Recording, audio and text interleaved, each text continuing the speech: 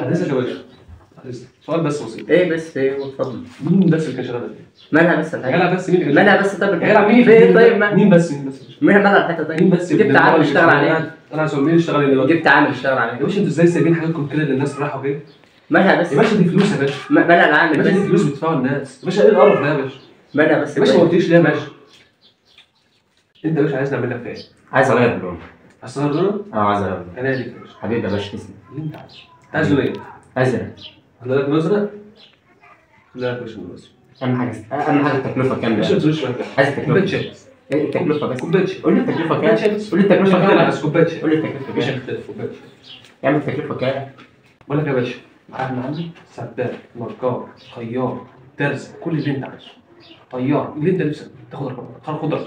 خد بس رقم. لا يا باشا خد بس خد هتعمل بس اسمع ماشي خد رقم بس. انت عامل ده مش هقول شوف اسال بس شوف المصلحه. انت تشتغل بس عندك 0,000. شوف بس ايه رايك يا باشا؟ يا باشا والبقعه دي. ايه رايك يا باشا؟ يا باشا والبقعه دي. يا باشا البقعه دي فاشن ديزاينر. ايه فاشن ديزاينر اللي بتلاقي ديزاينر يعني ايه يا باشا؟ شغل امريكان. شغل ده فاشن ديزاينر. ده اسمه فاشن ديزاينر يا باشا. ده شغل امريكان ده يا باشا. انا ما قلتليش برضه فاشن ديزاينر.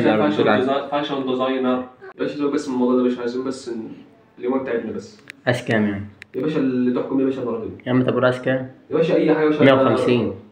150 يا باشا. 150 ايه؟ مالها 150؟ 150 ايه يا باشا؟ 150 يا باشا في اليومين دول يا باشا. مالها بس؟ تعرف كل لحمه بكام؟